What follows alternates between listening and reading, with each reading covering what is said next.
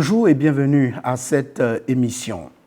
Son courage et son dynamisme, certes, mais aussi sa simplicité et sa proximité avec les populations lui valent d'être à la tête de la commune de Guitry depuis 5 ans. Madame Patricia Sylvie Yao, c'est d'elle qu'il s'agit, a bien voulu nous recevoir pour cet entretien.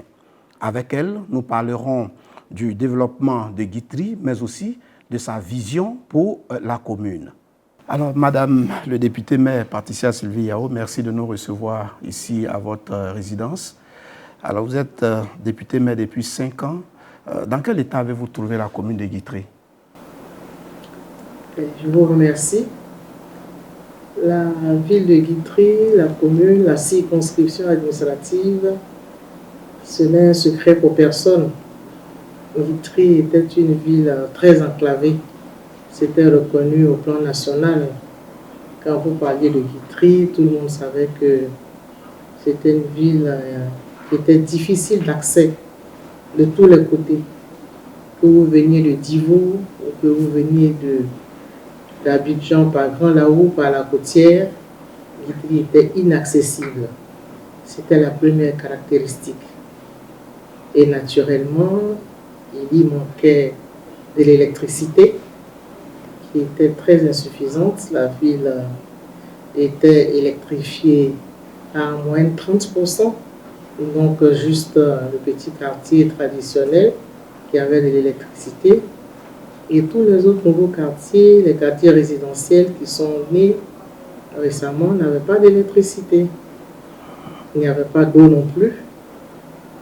Donc toutes les infrastructures, en un mot, manquaient à Guitry. Et donc, ce n'était pas une ville agréable en un mot.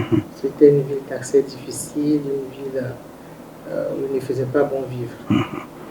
Voici dans quelles conditions j'ai trouvé la ville de Guitry. Alors, quelles ont été vos priorités, justement, quand vous avez pris fonction?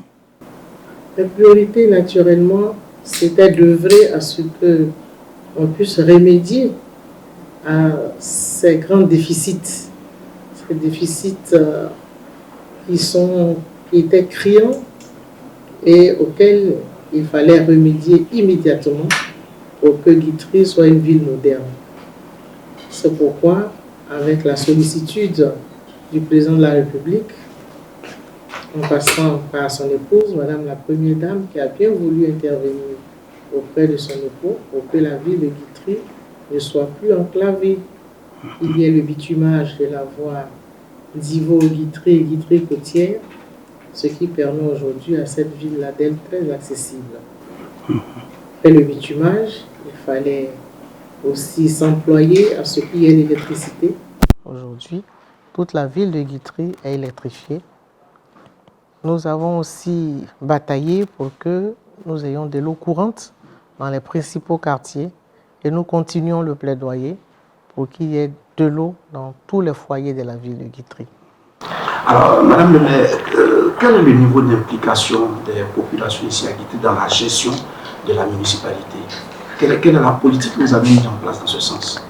La politique que nous avons mise en place, elle est toute simple. C'est la décentralisation, vous savez, c'est la gestion des collectivités, des villes par les populations. C'est pourquoi il y a un conseil municipal. Et ici, notre conseil municipal, qui était initialement de 32 membres, qui va passer à 35, regroupe des cadres et des populations locales, environ 98%. Nous avons environ 3 personnes non résidentes qui sont sur la liste électorale, sur la liste du conseil municipal. Donc les populations sont très impliquées dans la gestion. Les chefs de communauté participent tous à la gestion de la ville, notamment aux réunions du conseil municipal. Toutes les couches sociales sont convoquées quand il y a réunion du conseil municipal. Les femmes, les jeunes, les chefs traditionnels, les chefs religieux. Et tout le monde prend la parole à un certain moment, chacun pour dire ses préoccupations, les préoccupations de sa communauté ou de son quartier. Et nous en tenons compte. Donc ici à Guitry, nous considérons que toutes les couches sociales sont très impliquées dans la gestion de notre ville. La stratégie que vous avez aussi bâti la cohésion sociale ici, parce que nous avons fait un peu le tour de Guitry. On a vu une certaine symbiose. Alors, quelles ont été justement les actions que vous avez menées pour qu'il y ait cohésion sociale à Guitry? Nous avons mené des actions qui consistent à associer toutes les populations sans distinction d'origine, d'ethnie, de parti politique. Ce qui prime à Guitry dans notre politique, c'est que bien qu'issu du RHDP, bien qu'étant un élu qui appartient au RHDP, nous gérons notre ville avec tous les autres partis politiques. Toutes les personnes qui se revendiquent d'un parti politique de gauche ou de droite, nous ne faisons aucune distinction. Sur notre liste du conseil municipal, on trouve des gens qui étaient initialement du FPI, du PPACI aujourd'hui, de l'UDPCI, du RDR, du PDCI. Donc tous les partis politiques sont fédérés au sein de notre conseil municipal. Et nous associons justement toutes ces personnalités et toutes les personnes là, tous les militants des autres partis aux affaires de la commune. Et nous ne mettons personne de côté. Et je pense que ça, la population le sait suffisamment. Et c'est pourquoi nous travaillons à la cohésion sociale et nous avons les résultats qui sont excellents. Vous voyez que toutes les crises qui ont eu lieu dans la ville ou dans la région, qui ont secoué le pays en 2020, n'ont pas touché Guitry. Voilà, parce que les populations vivent déjà en parfaite symbiose. Alors, madame, en 5 ans, est-ce que vous avez le sentiment d'avoir beaucoup apporté à Guitry? Est-ce que vous êtes satisfaite du bilan pour ces dernières années? Écoutez, je ne voudrais pas tomber dans l'autosatisfaction, mais il faut reconnaître que le gouvernement a beaucoup fait à Guitry sur notre plaidoyer, à notre demande. Beaucoup de choses ont été réalisées. Je vous citais tout à l'heure la route, je vous ai cité l'eau, je vous ai cité l'électricité. Aujourd'hui, je peux vous prendre l'exemple de la santé. Regardez tout ce qui a été fait en matière de santé. Les centres de santé qui ont été construits dans la plupart des villages, des ambulances, plus d'une dizaine d'ambulances ont été données dans notre circonscription. Nous avons aussi, en matière d'éducation, beaucoup d'écoles qui sont sorties des terres dans presque tous les villages. Et nous sommes aujourd'hui en train de construire des écoles dans des gros campements. Donc, en matière de santé et d'éducation, et aussi de loisirs, nous avons construit un parc de loisirs municipal où aujourd'hui la population peut se récréer. Il n'y avait pas d'aire de jeu à Guitry avant notre arrivée. Aujourd'hui, nous avons un parc de jeux où les enfants et même les adultes y vont pour se récréer. Et donc, nous sommes satisfaits de ce qui a été fait. Nous sommes sur la bonne voie, mais nous espérons que nous allons continuer avec un prochain mandat, car il y a toujours des choses à faire. Alors, madame, vous êtes très attachée à la commune de Guitry. Quel est votre rêve pour cette commune? Vos ambitions, votre vision pour Guitry, c'est quoi? Ma vision pour Guitry, je pense que c'est celle que tout élu devrait avoir pour sa circonscription. C'est de faire de sa ville une ville où il fait bon vivre. Une ville qui n'envierait pas les grandes villes que nous connaissons. Une ville propre surtout. Propre. La question environnementale me tient beaucoup à cœur. Quand je venais à Guitry aussi, Guitry, des tas d'immondices étaient amoncelés un peu partout.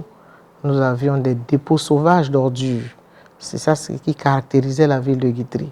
À l'entrée comme à la sortie, on trouvait des tas d'ordures et ça, c'est pas bon pour la santé de la population et c'est pas bon du point de vue esthétique aussi pour une ville. Donc, j'envisage de faire de Guitry une ville coquette, une ville propre, une ville avec toutes les infrastructures sociales de base, un hôpital moderne. Et c'est pourquoi nous avons pu obtenir du ministre de la Santé que l'hôpital général de Guitry, qui n'était hôpital général que de nom, puisse aujourd'hui posséder un bloc opératoire qui est en construction et qui sera inauguré bientôt. Nous allons avoir également un bâtiment administratif. Nous avons désormais un groupe électrogène. En cas de coupure d'électricité, l'hôpital n'est plus plongé dans l'obscurité. Tout cela, ce sont des éléments modernes pour une ville qui se veut moderne. Donc notre vision, c'est de faire de Guitry une ville propre, une ville coquette, une ville moderne, avec toutes les infrastructures sociales de base. Que tous les services de l'État soient représentés à Guitry. Et que nous sortions de l'anarchie du point de vue des lotissements, du point de vue de la construction des logements et des maisons. Vous aviez par le passé, En bordure des grandes voies, on trouvait des cabanes, des maisons en banco. Nous sommes en train de changer cette philosophie. Nous emmenons les populations à réaliser des maisons qui sont agréables à voir. Et donc, c'est notre vision pour Guitry, une belle ville, une ville propre, que tout le monde envierait de venir vivre à Guitry. Alors, madame, nous sommes pratiquement à la fin de notre entretien. Les élections municipales, c'est dans moins d'un mois. Alors, qu'est-ce que vous avez envie de dire aux populations de Guitry? Écoutez, je pense que c'est tout naturellement que je voudrais dire aux populations de Guitry que nous avons encore des challenges. Nous avons encore des défis à relever, bien que beaucoup de choses aient été réalisées.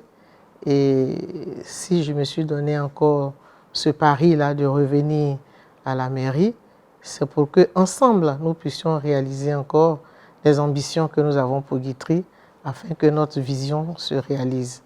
Donc, je voudrais dire à la population de Guitry que l'adage dit qu'on ne change pas une équipe qui gagne. Je pense que nous sommes en train de gagner et nous devons continuer ensemble pour un certain temps. Le RHDP, le parti au pouvoir, a démontré qu'il est proche des populations. Nous le vivons ici à Guitry et je pense que la population devrait faire confiance une fois de plus au RHDP, au président de la République et à nous-mêmes pour que nous puissions continuer le développement de Guitry que nous avons si bien amorcé. Est-il facile d'être une femme et être maire d'une commune en Côte d'Ivoire? Je pense que pour moi, c'est un avantage. C'est un avantage parce que vous entendrez partout les populations m'appeler maman. Voilà, même les adultes m'appellent maman, ce qui dénote d'un signe de respect. Et donc, pour moi, ce n'est pas un handicap, véritablement, bien que on ait des difficultés dans la gestion comme partout ailleurs. Mais pour moi, ce n'est pas particulièrement handicapant d'être une femme. Peut-être par endroit, certaines personnes auraient pu penser que vous ne seriez pas à la hauteur. Mais à force de travail et d'abnégation, les populations ont compris qu'être une femme n'est pas un handicap. Bien au contraire, la femme a les mêmes facultés et elle a surtout des sentiments. Voilà, elle a des sentiments maternels pour les uns et les autres, et ce qui facilite la gestion, ce qui facilite les ressources humaines, la gestion des ressources humaines et les relations humaines. Quand vous avez de l'humilité, que vous êtes une personne aimable, humaniste, les populations viennent vers vous sans difficulté et elles vous font confiance. Et je pense que c'est ce que nous sommes en train de faire à Guitry. En tout cas, merci beaucoup, madame, de nous avoir accordé cet entretien. C'est moi qui vous remercie.